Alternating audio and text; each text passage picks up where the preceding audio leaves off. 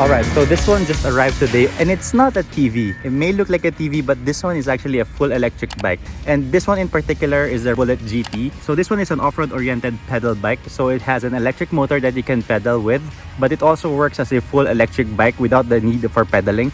So yeah, this one is an interesting bike. Not to mention it has proper suspensions, fat off-road tires, and a bunch more. But before all that, let's first unbox the bike and see what's inside this one.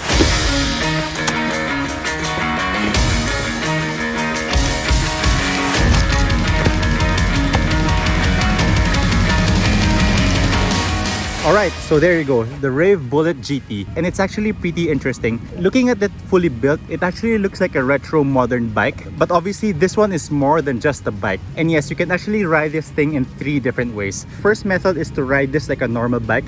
To make the bike move, you actually have to pedal yourself and push all that weight just with your pedals. And second option is what they call the pedal assist, and it's exactly how it sounds. Still start the bike with the pedal, and then the electric hub motors kick in after a few seconds of pedaling, assisting you and taking out most of the work that it requires to propel the bike forward. And the third option is my favorite, and to call it my favorite is an understatement, because I use this like 90% of the time, and it's the full electric mode, meaning the electric motor does all the work for you, so you don't even have to pedal. All you have to do is push down the thumb throttle, which I will talk about later. But now that I got that out of the way, let's first talk about all the exterior and all the physical things you could see on the bike, because this is one beautiful retro looking dual sport electric bike.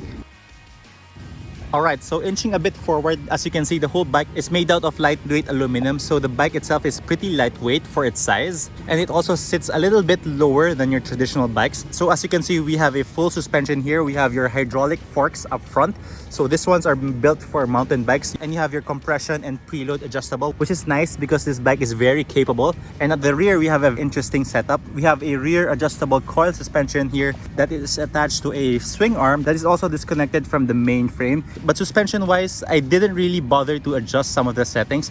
I think they're pretty good as is. They absorb all the humps paired with a really nice tire. So I think as is, out of the box, they're perfect, at least for me. But obviously you can change it to whatever liking you want. But yeah, battery wise, this is a 48 volts 20 milliamp Samsung battery for this Bullet GT. So technically there's actually 4 variants, and if you want to learn more about the variants and the numbers, just check out the description box down below and find out which Raev Bullet GT is for you. And yes, these are Samsung batteries, and you can actually remove them with a key that's provided. So not anyone can just randomly take out the batteries, which is, I think, is one of the most expensive parts of this bike. But also they made it so that you can take out the batteries and bring it up to your house and maybe charge it from there. So you don't really need the whole bike and the frame to charge the batteries. But anyway, moving back here again, we have the pedal assist features, and we have all aluminum parts. So these are 20-inch CST tires. So these are fat tires, so you can use this both on road and off road. And as you can see, I've already clocked some miles on this one, so I've already tested this both on road and off road. And performance wise, it's a really fun bike to ride with the full electric mode on, and the hub motors are actually doing a pretty good job projecting the bike and the rider forward with ease. So I clearly had plenty of fun times with this one. But moving here upwards, we have a rear mudguard with an automatic tail light. So this one automatically engages every time you push on the brake. So a very nice upgrade from an always on tail light like what you'd see on most bikes. And if I'm not wrong, I think this one in particular is a Shimano 7-speed gear set, so more than enough if you wanted to use this as a regular bike. But anyway, moving here to the side, we have a pretty sturdy side stand that's capable of keeping the bike upright. And then moving up here, a generous upgrade is a projector headlight. So yeah, I think this one is even brighter than my motorcycle headlight. So these are LED projectors, so they shine a pretty bright light when turned on, but by default they're always off because they consume a pretty good amount of battery. So they're only on whenever you want them to turn on, so that's a good thing. At least you're saving a lot more of battery for the range, which I will talk about later. Okay, so now let's hop on the bike. And as you can see, I'm 5'7", and I can pretty much flat foot the bike without problems. The seat is non-adjustable, but I think it's one of the comfiest seats I've ever sat on. I think this one's memory foam. You can fit maybe up to 2, including me, which I think the bike can handle really well. But yeah, seat-wise, I can see myself sitting here for hours. But now let's move to the controls. On your left, you have your LCD display. To turn it on, just press this one. and on the display you can see the battery for the bike. So right now the pedal assist or the electric motor is set to 1.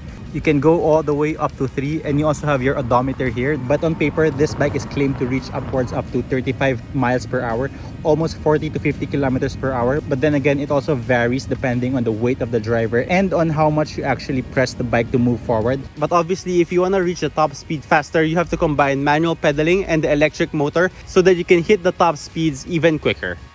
So now let's explore the display first. So to cycle through, you can see the power outage. You also have the odometer. So for the days that I've had this bike already, I've traveled 48 miles, mostly on full electric because like I said, I rarely pedaled with this bike. And you can also set the trip meter so you can log your own trips. But yeah, other than that, that's pretty much it for the left side. On the right side, on the other hand, like I said, we have the Shimano 7-speed gear. So this one is to shift down and this one is to shift up. So this one is like your basic bike control, so shift gears or shift down gears if you want to go uphill or downhill. But personally, I always just leave it at 7 and I just let the electric motor do all the work.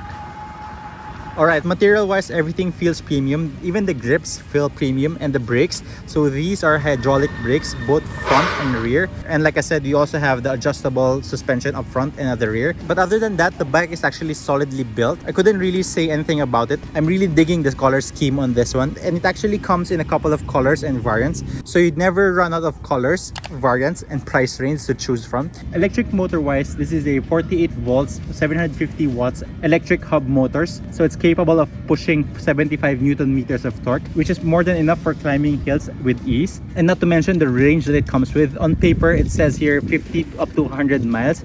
Obviously, it depends on a lot of factors, which is really not that bad for a bike this size. Battery charging wise, from 0 to full, it takes a decent 4 to 5 hours, which is okay because like I said, you can take out the battery and then use this as if it's a regular bike. But yeah, enough of the walkthrough. Now let's check out the actual performance of this bike. Okay, so before we hop on the bike, first we need to gear up because this is actually a pretty serious bike. So it has a lot of power. So you definitely need mountain bike full face helmets for this one. And I'm actually using mountain bike gears for this one. So I have my Dainese gloves and my Dainese Linnea 01 with nips. So this one is actually for mountain bike. So chin protector is a must whenever you're riding this one. And it's paired with a matchy 100% goggles. So now let's hop on the bike and let's see what this one can actually do.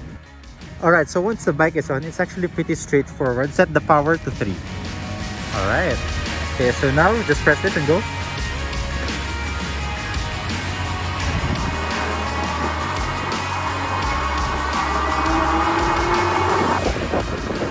Okay, so we already reached 20 miles per hour. Okay, so now let's go all the way up there and see if this bike can actually handle this.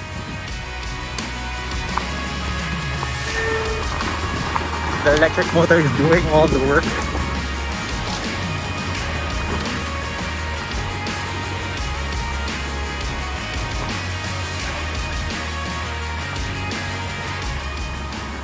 Alright, so that's pretty much it. And overall, I think this is a very capable bike. And the fact that it has 3 driving modes, which is pedal, pedal assist, and full electric, makes it an even better package for casual riding and even for long commutes because of the removable battery. But personally for me, I think it's the looks, the round headlight, the long seat, the big fat tires, and the overall structure of the frame makes it an even better package for the price. And clearly, as you can see on the video, the electric motor was able to push the bike's weight and me all the way up the hill. So that by itself makes this bike a better package because it works as a fully electric bike. But yeah, other than that, I think overall this bike is a well-built package. Alright, so that's pretty much it. And thank you to Raev for sending this in. And if you want to see more electric videos, hit the like and subscribe. And I'll see you guys in the next video.